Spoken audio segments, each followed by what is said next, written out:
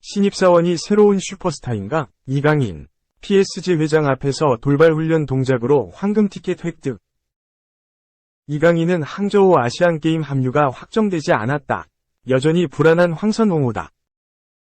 황선홍 감독이 이끄는 24세 이하 U24 축구 국가대표팀은 항저우 아시안게임을 앞두고 25일부터 27일까지 파주 국가대표팀 트레이닝센터 NFC에서 사흘간 국내 훈련을 진행한다. 해외파와 아틀레티코 마드리드와 친선전을 치르는 팀 K리그에 선발된 선수들은 합류하지 않았다. 항저우에 갈 22인 명단은 지난 14일 발표가 됐다. 가장 주목을 끈 건 이강인 발탁이었다. 이강인은 레알 마요르카에서 최고의 활약을 하고 파리 생제르맹에 합류했다. PSG에 적응하고 있는 가운데 이강인은 아시안게임 최종 명단에 이름을 올렸다.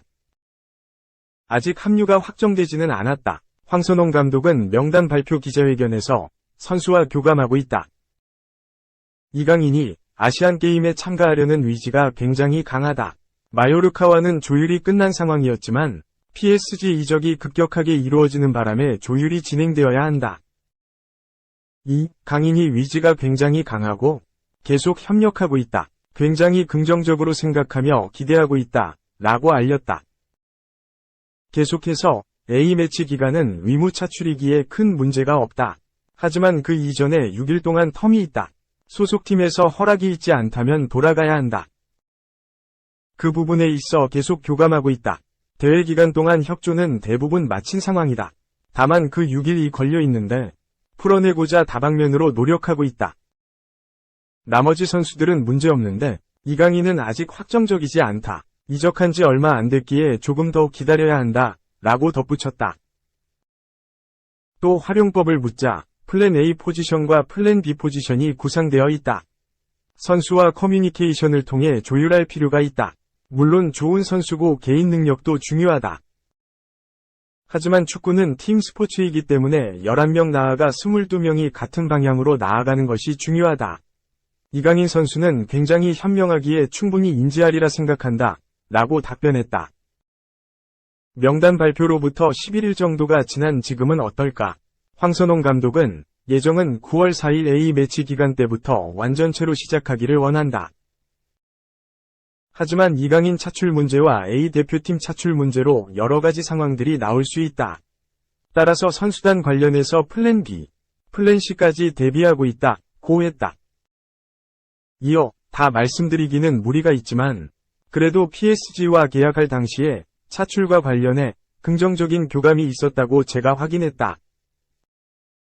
다만 문서로는 확인된 게 없기 때문에 이 자리에서 된다, 안 된다를 말씀드리기 어렵다. 말씀드렸다시피 긍정적으로 생각하고 있고 이강인 선수 본인도 아시안게임 출전 의지가 상당히 강하다. 고 이야기했다. 이강인은 PSG 비공식 데뷔전을 치르다 부상을 입었다. 황선홍 감독은 부상이 길 경우 보름 정도 시간이 필요하다고 얘기를 들었다. 본인은 심각한 부상은 아니라고 하는데 근육이라는 게 언제 어떻게 문제가 다시 생길지 모르기 때문에 본인이 조심해야 한다. 아직 대회까지 시간이 있기 때문에 대회 전까진 회복될 것이다. 고 언급했다. 여러모로 불안한 황선홍호다. 황선홍 감독은 첫 번째로는 우리가 모일 시간이 많지 않기 때문에 이런 시간이 소중하고 필요하다고 생각했다. 짧지만 좋은 시간을 보내려 한다. 14명만 합류했으니 전체적인 포지션 훈련을 하기에는 무리가 있고 수비는 104 준비를 할 것이고 공격은 마무리를 중점적으로 훈련할 것이다. 고 계획을 밝혔다. 선수단이 완전체가 아니기 때문에 이번 소집 때 다 맞추기는 어렵다. 하지만 원톱 자원에서 필요한 부분들을 보완하려 한다. 앞으로 남은 2달 동안 소속팀에 돌아가서도 해야 할 부분들에 대해 의견을 나눌 예정이고 도움을 주려고 노력하고 있다. 고 말하기도 했다. 성남FC 이상민이 음주운전 이력 문제로 인해 제외가 된 가운데 협회에서도 다방면으로 전력의 누수가 없게끔 노력하고 있다. 다만 확실히 결정이 난 사안은 아니기 때문에 말씀을 드리기는 어렵다. 시간이 필요한 부분이라 기다려 주셨으면 한다. 고 답했다. 이강인. 이상민이 못 가면 22명에서 20명 혹은 21명으로 본선을 치러야 한다. 황선홍 감독은 그런 상황도 고민하고 있다. 일어나지 않았으면 하지만 결과는 알 수 없기 때문에 그런 상황에 대해서도 계획을 세우고 있고 고민하고 있다. 선수 선발과 관련해 대표팀이라면 부담을 느끼지 않을 수 없다. 팬 여러분들의 기대도 충분히 이해하고 감독이라면 그것을 모두 수용하고 충족시켜야 한다. 대표팀 감독이나 선수는 어떤 상황이든 어떤 여건이든 혼신의 힘을 다해 최선을 다하는 것이 바람직하다. 지금 제 심정은 이것으로 대변하고 싶다. 고 심정을 밝혔다. 2. 김이 쉴 때만 뛸 수 있어. SD 리드오프는 김하성. 4,330억 타자조차 감히 넘보지 못한다. 페르난도 타티스 주니어도 김하성이 쉴 때만 리드오프로 뛸 수 있다. 샌디에이고 파드리스의 1번 타자, 리드오프, 자리가 14년 3억 4천만 달러, 약 4,330억 원, 계약을 체결한 페르난도 타티스 주니어, 24조차 감히 넘보지 못하는 확고부동한 김하성, 29, 이것이 됐다. 샌디에이고 지역 유력 매체도 이를 인정했다. 미국 매체 샌디에이고 유니언 트리뷴은 26일, 한국 시간, 김하성은 후안 소토, 매니 마차도, 타티스 주니어, 젠더 보가츠가 있는 이 팀의 리드오프가 되기 충분하다. 멀티 홈런을 친 25일 경기는 리드오프 김하성의 타율을 0.289 출루율 0.398 장타율 0.558로 끌어올렸다. 고 전했다.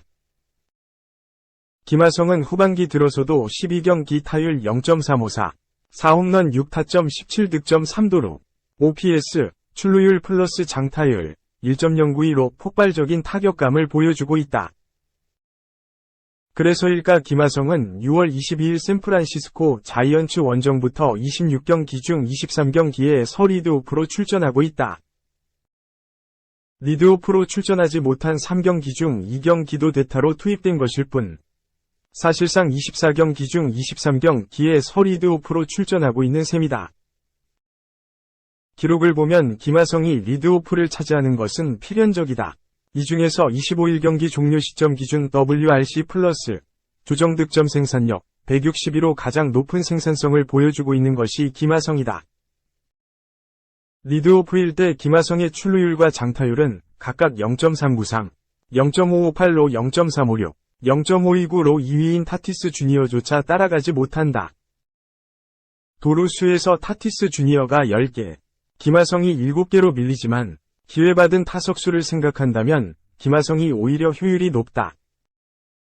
시즌 초반 타티스 주니어가 리드오프로 기회를 받았지만 45경기 209타석. 차츰 그 자리를 김하성에게 내줬다. 26경기 104타석. 샌디에이고 유니언 트리뷴은 김하성은 올 시즌 샌디에이고가 사용한 6명, 김하성, 타티스 주니어, 트렌트 그리샴, 보가츠, 루드네드 오도어, 제이크 크로네너스, 위 리드오프 중 하나다. 26일 경기 전까지 김하성의 리드오프로서 27번째 선발 출전은 타티스 주니어 45경기에는 미치지 못하지만 이제 타티스 주니어는 김하성이 휴식을 취할 때만 리드오프가 된다. 고 정리했다. 이날도 김하성은 리드오프로서 자신의 진가를 가감없이 발휘했다. 그는 미국 캘리포니아주 샌디에이고의 페코파크에서 열린 피츠버그와 2023 메이저리그 홈경기에서 1번 타자 및 2루수로 선발 출전해 4타수 2안타 1도루를 기록했다. 메이저리그 최고령 투수 리치 힐, 43을 상대로 첫 두 타석에서는 모두 뜬 공으로 물러났지만 5회 말 세 번째 타석에서는 기어코 안타를 쳐냈다. 공BS로 불리한 볼 카운트였음에도 3구째 낮게 떨어지는 커브볼을 방망이를 한 손으로 놓으며 맞히는데 집중하면서 중견수 앞에 떨어지는 안타로 연결했다. 리드오프의 덕목 중 하나인 빠른 발도 빛났다. 타티스 주니어의 좌전 안타 때 2루에 도달한 김하성은 마차도의 타석 때 더블 스틸을 시도. 3루에 도달했다. 시즌 19호 도루. 7회 말에도 선두타자로 나서 기술적인 타격을 선보였다. 예리데 로스 산토스를 상대한 김하성은 바깥쪽으로 떨어지는 5구째 슬라이더를 공략해 멀티히트 경기를 했다. 올 시즌 22번째 멀티히트. 하지만 이번에는 이 루도르가 상대 신인 유격수 알리카 윌리엄스의 감각적인 터치로 실패로 돌아가면서 20도루는 다음 기회로 미루게 됐다. 만약 이 도루도 성공했다면 추신수, SSG 랜더스와 배지환, 피츠버그에 이어 한 시즌 20도루에 성공한 세 번째 코리안 메이저리거가 될 수 있었다. 한편 샌디에이고는 리드오프 김하성의 활약에 힘입어 피츠버그의 5에서 1승리를 거뒀다. 이날 경기까지 리드오프로서 김하성의 성적은 27경기 타율 0.294, 109타석 32안타, 8홈런 14타점 24득점 8도루, 출루율 0.398 장타율 0.550 OPS 0.948이 됐다.